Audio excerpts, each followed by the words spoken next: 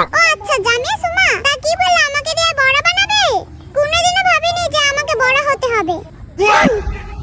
ওহ, আজকে সেই মজা করে বড়া বানাবো।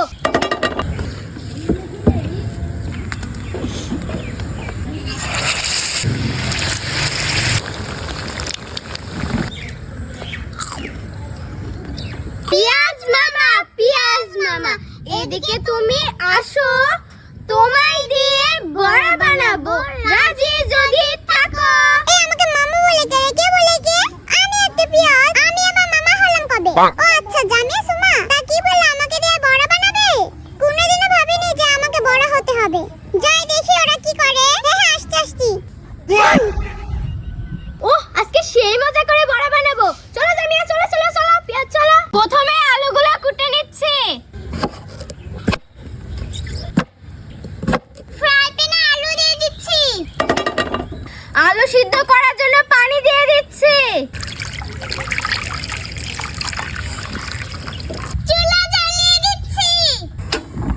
এবার ঢাকনা দিয়ে ঢেকে আলুটাকে সিদ্ধ করে নেব।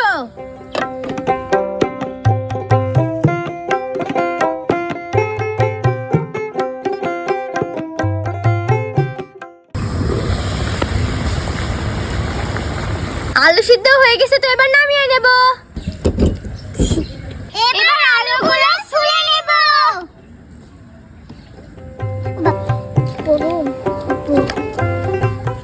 গরম লাগে না তোমার হাতে মা?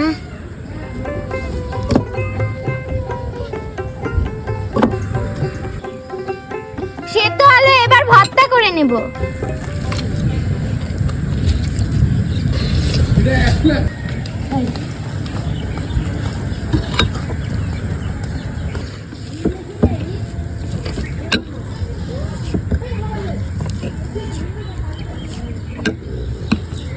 এবার সেদ্ধ আলুর ভিতর দিয়ে দিচ্ছি পেঁয়াজ কুচি।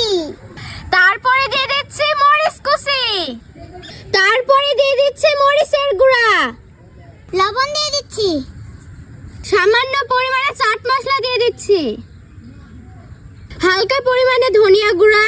এবার সুন্দর মতো মাখিয়ে নেব।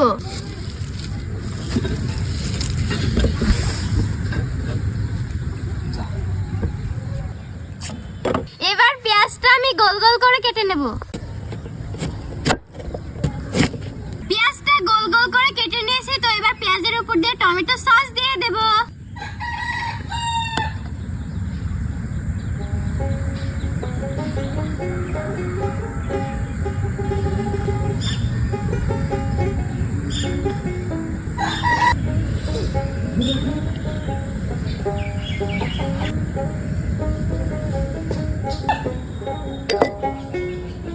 পেঁয়াজের উপরে সস দিয়ে দিয়েছি, তো এবার আলু দিয়ে পেঁয়াজের উপরে গোল গোল আকৃতি করে নেব।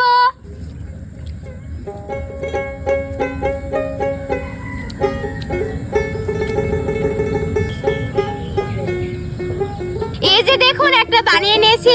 এভাবে সবগুলো এক এক করে বানিয়ে নেব।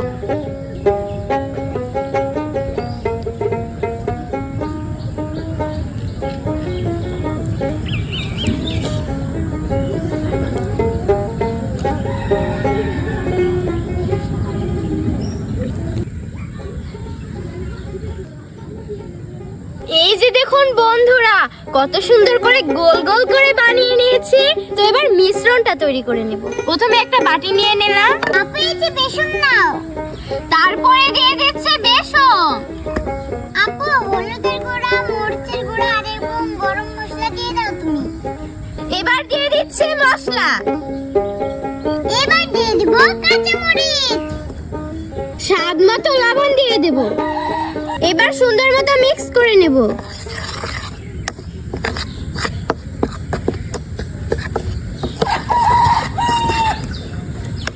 অল্প অল্প করে পানি দিয়ে মিশ্রণটা তৈরি করে নেব।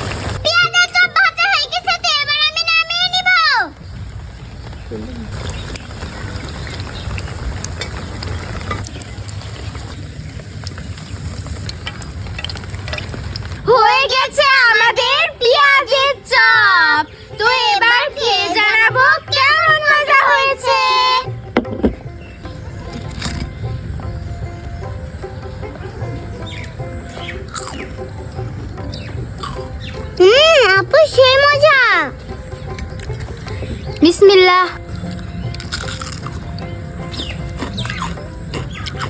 আসলে আপু সেই মজা।